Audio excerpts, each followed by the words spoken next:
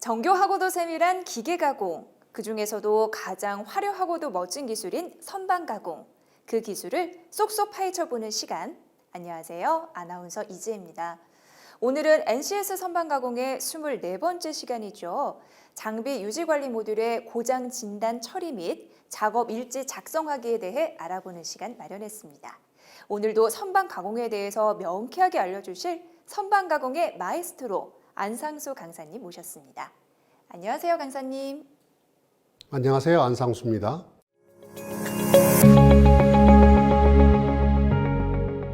강사님, 오늘로 NCS 선반 가공의 대단원의 막을 내려야 한다니 너무 아쉬워요. 저 또한 제가 올바른 지식을 전달했는지 아쉬움이 많이 남습니다. 오늘 마지막으로 시청자들에게 전달드릴 내용은 무엇일까요? 오늘은 박경수 강사님께 고장을 진단하고 처리하며 이와 관련 내용을 작업일지에 작성하는 방법에 대한 강의를 부탁드렸습니다. 오늘도 지난 시간에 이은 박경수 강사님의 명쾌한 강의가 기대가 되는데요. 그렇다면 오늘의 NCS 먼저 확인하고 강의를 함께 보실까요?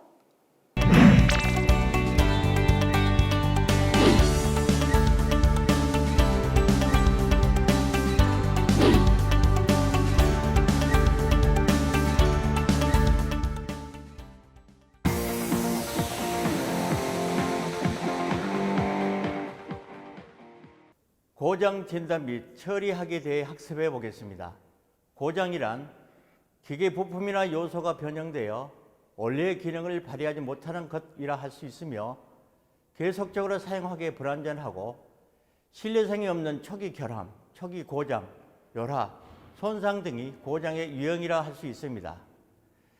여기서 열화는 올바르게 사용해도 물리적으로 진행되는 자연 열화와 인위적인 요인에 의하여 촉진되는 강제 열화로 구분할 수 있습니다. 볼트의 조임이 풀려서 생기는 흔들림, 급유의 부족에서 오는 습동면의 마모, 칩 등에 의한 발열 등 강제 열화의 요인이 됩니다. 열화 상태는 측정에 의해 판단하며 열화 상태가 기준 이상이면 복원해야 합니다. 열화를 방지하기 위한 조치는 바로 청소를 해야 하는데, 청소는 설비의 각부의 점검, 먼지 및 옥물의 청소, 열화의 강제 방지, 열화의 발견, 흔들림, 진동, 발열, 이상한 소리 순서로 진행합니다. 다음으로 고장의 형태에 대해서 알아보겠습니다. 고장의 형태는 기계계통의 고장, 전기계통의 고장으로 구분할 수 있는데, 기계계통의 고장으로는 변형, 파손, 면 변경, 재료의 변형, 변이, 누설, 오염 등이 있으며, 전기계통의 고장으로는 진동, 이상음, 발열, 이상압력, 가부하장치, 작동불량, 배출량 불량, 속도불량, 지시불량, 압력불량, 온도불량, 가온전, 계량불량, 제어불량, 전력불량, 고착, 소성, 변형, 단전, 변색, 개폐불량, 트립, 감도불량, 접촉불량, 작동 확인 불량, 온도 불안정 등이 있습니다. 이와 같은 고장을 예측하여 사전에 방지하기 위해서는 OS인 정리, 정돈, 청소, 청결, 습관의 중요성이 절실히 요구됩니다. 복원이란 원래의 올바른 상태로 되돌리는 것으로 설비의 강도, 정도의 균형을 재조정하는 것을 말하는데, 복원을 해도 원래의 상태로 되돌리지 않는 이유로는 열화를 감지하는 방법이 정해져 있지 않을 때, 판단 방법, 기준이 정해져 있지 않을 때, 복원에 의한 방법이 충분히 검토되고 있지 않을 때, 그리고 원래의 바른 상태를 모를 때 등이 있습니다. 다음으로 고장의 원인에 대해 살펴보겠습니다. 고장의 원인에는 설계 결함, 제로 결함, 공정과 생산 결함, 조립 부적합, 설계 부적합 또는 사용 조건 미흡, 정비 결함, 운전 부적합 등이 있는데, 기계 요소와 부품 고장의 기본 인자는 외력, 시간, 온도, 그리고 부식성 환경으로 구분할 수 있습니다. 다음으로 선반 브레이크 작동 불량 원인에 대해서 살펴보겠습니다. 선반 브레이크 작동 불량 원인으로는 브레이크 라이닝 마모, 리무 스위치 고장, 브레이크 라이닝과 드럼 간격 과다, 브레이크 라이닝에 물이나 기름이 묻어 제동력 감소 등이 있는데 이와 같은 원인에 의하여 제동이 불량하면 점검하여 원인을 찾아 조적 또는 부품을 교환하여 정상 상태로 유지해야 합니다. 다음으로 공작기 정밀도 검사에 대해서 알아보겠습니다. 첫 번째로 검사에 대한 시험 통칙입니다. 이 시험 통칙의 적용 범위는 공작기계 운전 성능, 정적 정밀도 시험, 공작 정밀도 시험을 시행할 때 공통이 되는 기본적인 사항 및 각 시험 방법에 대해 적용할 수 있으며 세부 내용은 다음과 같습니다. 첫째, 시험은 원칙적으로 공작기계를 제작한 공장에서 시행한다. 둘째, 공작기계 운전에 필요한 성능이 정밀도에 영향을 미치지 않도록 기계를 설치하고 조정한 후에 시행한다. 셋째, 시험은 원칙적으로 기계를 분해하지 않고 시행한다. 넷째, 그 기계에 부착시킬 전동기, 전장품 및 기타의 모든 장치를 부착하고 윤활유, 작동유, 젖상유 등을 채운 상태에서 시행한다. 다섯째, 시험은 공작기계 각 부에 걸쳐 운전하며 온도, 윤활유 등의 상태가 안전한 후에 시행한다. 여섯째, 정적 정밀도는 원칙적으로 공작기계에 공작 하중이 걸리지 않는 상태에서 시행한다. 일곱째, 둘 이상의 검사가 있을 때는 한 방법을 선택하여 시행한다. 여덟째, 시험에 사용되는 측정기구 및 그 정밀도는 검사 방법보다는 검사표를 준하여 시행한다. 아홉째, 검사표에 준하는 측정기구가 없는 경우에는 동일한 정밀도 기구로 대체하여 시험할 수 있다. 열 번째, 시험에 이상이 발견되었을 때는 그 원인을 조정 및 수리 후 원칙적으로 처음부터 다시 시행한다. 11번째, 같은 설계의 공작기계의 강성시험은 대표적인 한 대에 대하여 시행한 시험 결과로 대체시킨다. 12번째, 정적 정밀도 검사에서는 공작기계 구조상 측정거리가 기준보다 작을 때에는 규정 허용치의 수치를 거리에 비례하여 환산한다.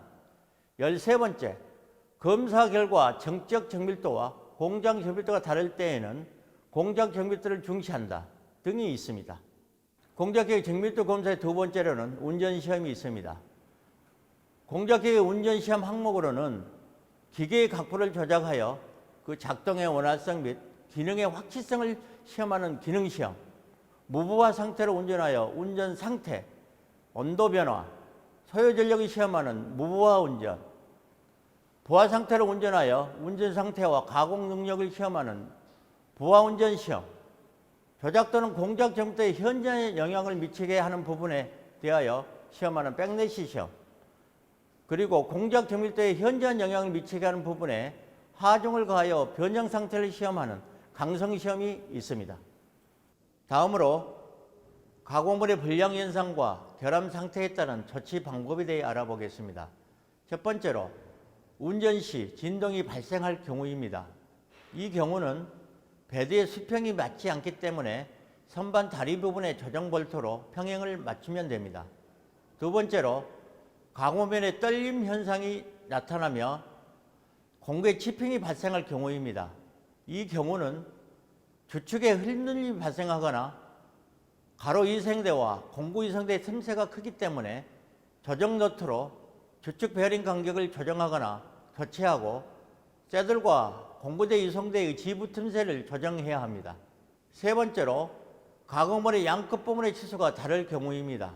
이 경우는 척 작업인 경우 주축의 중심이 배드면과 수평으로 평행을 이루지 못했기 때문이고 양 센터 작업인 경우 양 센터의 중심이 일치하지 못했기 때문으로 척 작업인 경우 주축대 조정 나사로 주축 중심과 배드와의 전후 평행도를 조정하며 양 센터 작업인 경우 심화압대의 조정 나사를 조정하여 심화평의 위치를 조정해야 합니다. 네 번째로 가공물의 양 끝부분보다 중앙 부분의 치수가 큰 경우는 가공물의 길이가 지름에 비하여 길어서 배불력에 의한 힘 현상이 발생되었기 때문입니다. 따라서 방정구를 사용하여 힘 방지를 해야 합니다. 마지막으로 가공물의 양끝 부분보다 중앙 부분의 치수가 작은 경우가 있는데 이는 주축의 중심이 배드면과 수직으로 평행을 이루지 못한 경우로 이와 같은 경우는 전문가에게 의뢰하여 조치해야 합니다. 작업 과정에서 나타나는 기계의 운전 상태가 이상 징후를 보이거나 가공물에 나타난 결과가 제품의 공차를 벗어난다면 이상이 있는 것으로 판단하여 반드시 원인을 진단하여 조치해야 합니다. 또한 이상 원인은 하나인 경우도 있지만 기계의 각 부위에 이상 현상이 복합되어 가공물에 전달된다는 점을 유념하여야 하며 KS 또는 ISO에서 규정하는 장비의 정도를 참고하거나 회사의 장비 관리 지침서를 참고하여 조치해야 합니다. 다음으로 고장 여부 결정하기에 대해 알아보겠습니다. 공작기계 정밀도가 가공물의 정밀도에 직접적인 영향을 주는 것으로 모성의 원리라고 부르는데, 요구하는 제품의 정밀도를 얻으려면 기계 결함 상태를 검사하여 최적의 상태로 유지해야 합니다. 그럼 이를 바탕으로 보통 선반의 결함 상태 검사 및 조정 방법에 대해 알아보겠습니다.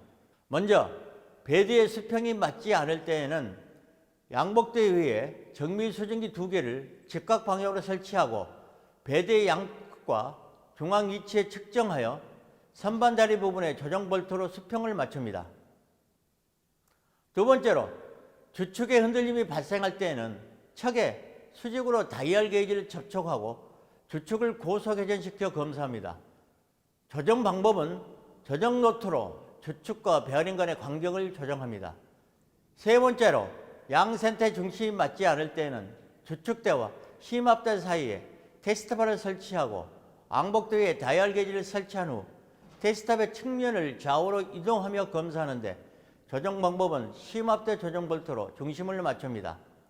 네 번째로 새들과 가로 이성대의 틈새가 클 때는 배드 위에 다이얼 게이지를 설치하여 가로 이성대에 접촉시키고 가로 이성대를 전후로 이동하여 측정하며 검사하는데, 조정 방법은 지부 조정 볼트를 이용하여 틈새를 조정합니다. 마지막으로 왕복대와 리드 스크루의 틈새가 클 때는 하프너트를 물리고 배드 위에 다이얼 게이지를 설치한 후 앙보대 측면에 접촉시키고 반대의 방향에서 힘을 가하여 검사를 해서 복원 불가 시 하프너트 또는 리드 스크루를 교환해야 합니다. 다음으로 수리용 공구에 대해 알아보겠습니다. 수리용 공구는 기계 장비 설치 및 조립, 유지 보수, 수리 작업에 사용되는 공구로 사용 방법에 따라 수공구, 동력 공구, 특수 공구로 나눌 수 있습니다. 또한 수공구는 비틀어서 볼트나 너트를 조이고 풀기 위하여 사용되는 공구인 스패너, 레버의 원리를 이용해서 양력을 배가시키는 작업용 공구인 프라이어, 나사 못 등을 조이거나 푸는 데 사용되는 공구인 스크루 드라이버, 축에 고정되어 있는 기어나 베어링을 뺄 때 사용하는 공구인 기어 플러, 그리고 해당 부위를 타격하여 견고하고 깊게 고정하는 공구인 망치로 분류할 수 있으며, 기계 장비 설치 및 조립, 유지 보수, 수리 작업에 사용되는 동력 공구는 동력에 따라 크게 전동 공구, 공학 공구, 유압 공구로 나눌 수 있는데, 전동 공구 종류에는 전기 드릴, 충전 드릴, 전동 임팩트 렌치, 충전 임팩트 렌치 등이 있습니다. 이번 실습의 내용을 정리해 보겠습니다.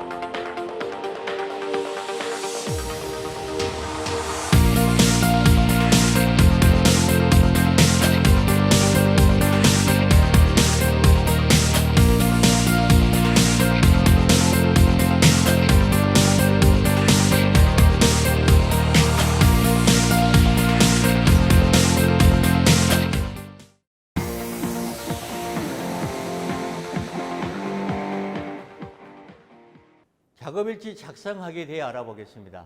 먼저 장비 가동일지와 작업일지 작성에 대해서 살펴보겠습니다. 장비 가동일지란 장비를 사용할 때마다 작성하는 일보 형식으로서 장비명을 기록하고 장비의 전원 스위치를 켜는 시점을 기록하고 장비를 마무리하고 전원을 끄는 시점을 기록합니다. 또한 기동 상태를 정상, 비정상으로 기록하고 전체 시간을 계산하여 기록합니다. 사유는 비가동 상태인 경우에는 고장이나 수리 등의 사건을 기록합니다.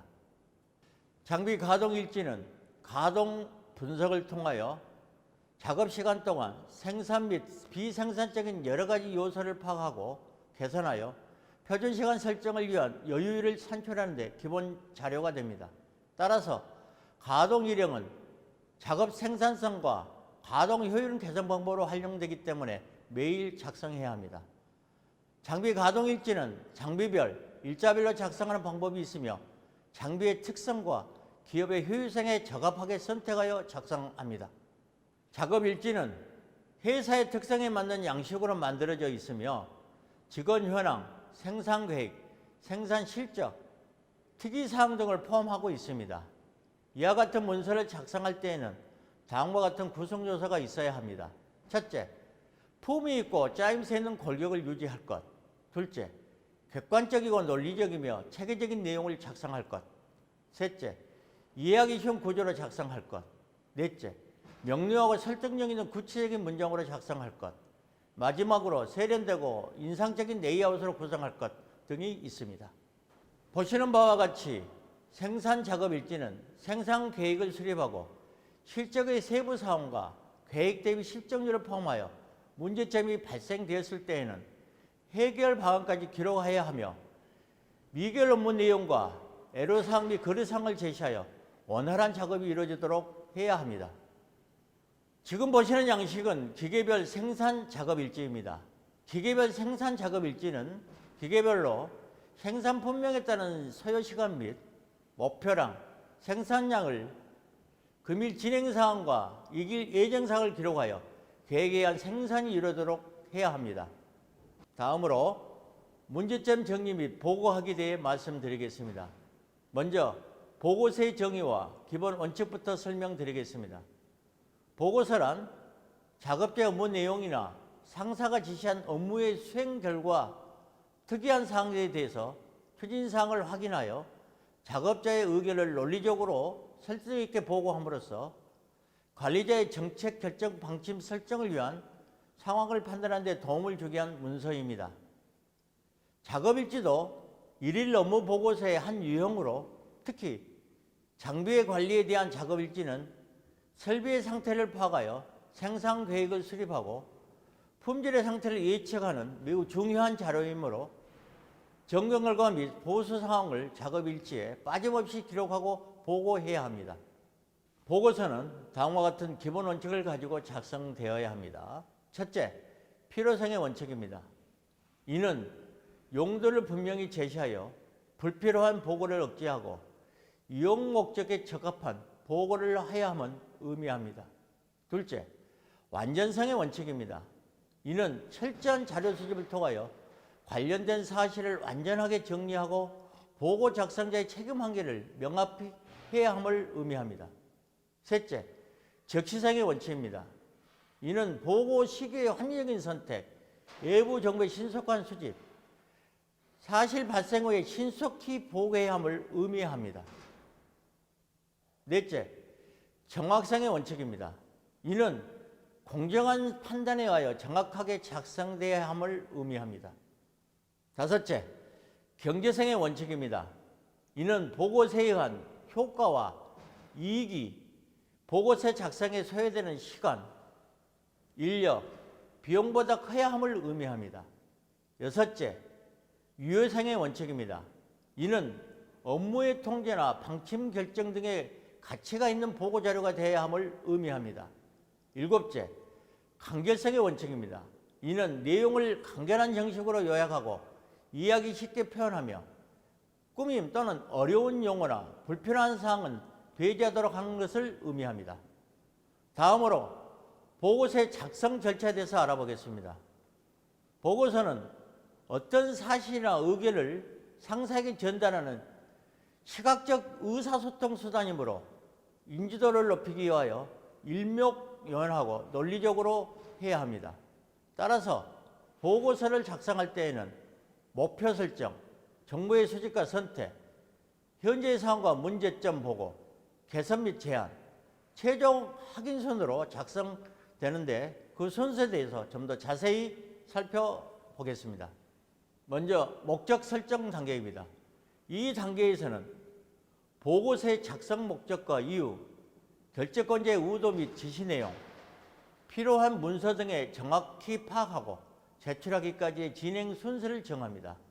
이 단계에서 고려할 사항으로는 무슨 이유로 보고하게 되는가, 보고를 통해 결재권자의 요청을 한 바가 무엇인가, 시급성을 고려할 때 우선적으로 검토할 사항은 해당 내용이 어떤 목표와 연계되어 있으며 어떤 의미가 있는가 등이 있습니다. 다음으로 정보의 수집과 선택 단계입니다. 이 단계는 관련 규정, 법령, 사례, 통계, 참고문헌 등의 자료를 수집하여 보고서 작성에 필요한 내용을 조사, 연구하는 단계로 보고서 작성 목적에 따라 필요한 내용으로 선택합니다. 다음으로 현재의 상황과 문제점의 보고 단계입니다. 이 단계에서는 수집한 정보를 바탕으로 현재의 상황과 문제점을 파악하고 현황이 어떠한지를 객관적이고 사실적이며 다각적으로 기술해야 합니다. 다음으로는 개선 및 제안 단계입니다. 이 단계에서는 보고서의 중점 내용을 분명히 하여 문장을 구성하고 보고에 대해 개선 및 제안 사항 등을 상대방 입장에서 이해하기 쉽게 표현합니다. 마지막으로 최종 확인 단계는 보고서를 작성하고 검토하여 잘못된 부분이나 불필요한 부분이 없는지 꼼꼼히 확인하는 단계입니다. 다음으로 보고서의 작성 요령에 대해서 살펴보겠습니다. 보고서는 유형에 따라 다르지만 제목, 개요, 본론, 결론의 형식을 갖추는 것이 일반적이라고 할 수 있습니다. 제목은 제목만으로 보고서의 성격, 전체의 내용을 알 수 있도록 작성하고, 개요는 전체적인 내용을 요약하고 보고서 작성의 배경과 목적, 경위 등을 서술하며, 본론은 현 상황 및 문제점, 과거의 사례와 대안 문서, 전망 등 필요한 내용으로 작성하되 중요도가 높은 사항을 먼저 기록합니다. 마지막으로 결론에서는 결론 및 대안 제시, 건의사항, 향후 조치사항 등을 기록하고 필요한 경우 참고 자료로 첨부하며 구체성이 있는 실천 방안을 제시하여 보고받는 사람이 실질적으로 활용 가능하도록 해야 합니다. 마지막으로 특이사항 요약 정리하기에 대해 말씀드리겠습니다. 장비의 특이한 이상 증세에 의한 품질의 변동이 있을 경우 상황을 자세히 작성하여 보고하고 다음 작업자 또는 다음 공정에 전달해야 합니다. 또한 작업 과정에서 발생한 특이사항에 대해서는 발생 즉시 메모하여 요약할 때 누락되는 일이 없도록 해야 합니다. 여기서 잠시 메모를 잘하는 7가지 기술에 대해 설명드리겠습니다. 첫째, 언제 어디서든 메모하라. 이것은 머릿속에 떠오르는 생각은 그 자리에서 바로 기록하라는 것을 말합니다. 둘째, 주위 사람을 관찰하라. 이것은 독자적인 방법을 고안할 능력이 있다면 자신의 방법을 터득하면 되지만 그럴 능력이 없다면 우선 눈으로 보는 것부터 시작하는 것이 최우선이라는 것입니다. 즉, 일 잘하는 사람의 방법을 보고 배우라는 것입니다. 셋째, 기호와 암호를 활용하라. 이것은 메모할 때 반드시 글자만 쓰란 법이 없기 때문에 자신이 보고 무슨 내용인지 알 수 있으면 된다는 것을 의미한 것으로 중요한 것은 자신만의 메모 흐름을 만드는 것입니다. 넷째, 중요한 사항은 한눈에 띄게 하라. 이것은 시간이 지난 후에 다시 검토했을 때 중요한 부분이 한눈에 들어오게 하는 것을 의미합니다. 다섯째, 메모하는 시간을 따로 마련하라. 이는 하루에 한 번이라도 수첩과 펜을 드는 습관이 생기면 특별히 노력하지 않아도 자연스럽게 메모하게 된다는 것을 의미합니다. 여섯째, 메모를 데이터베이스로 구축하라입니다. 이는 메모는 어떤 형태로든 남겨두면 훗날 효력을 발휘하기 때문에 데이터베이스를 만드는 것은 중요함을 의미합니다. 마지막으로 메모의 기술 7번째는 메모를 재활용하라는 거가 있습니다. 이번 실습의 내용을 정리해 보겠습니다.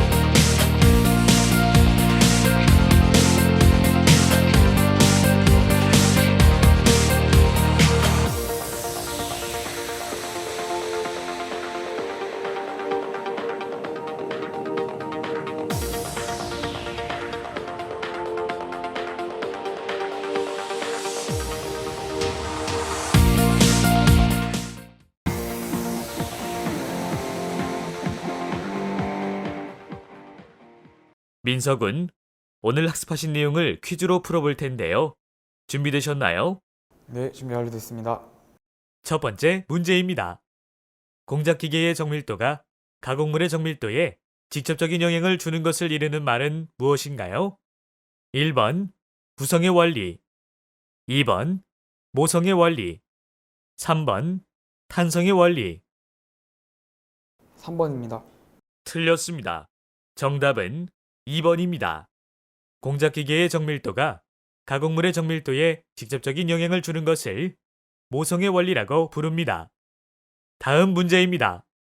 기포관 내에 기포의 위치에 의하여 수평면에서 기울기를 측정하는 데 사용하는 측정기는 1번 마이크로미터, 2번 수준기, 3번 수평 중심기. 3번입니다. 틀렸습니다. 정답은 2번입니다. 수준기는 기포관 내의 기포의 위치에 의하여 수평면에서 기울기를 측정하는 데 사용하는 측정기입니다.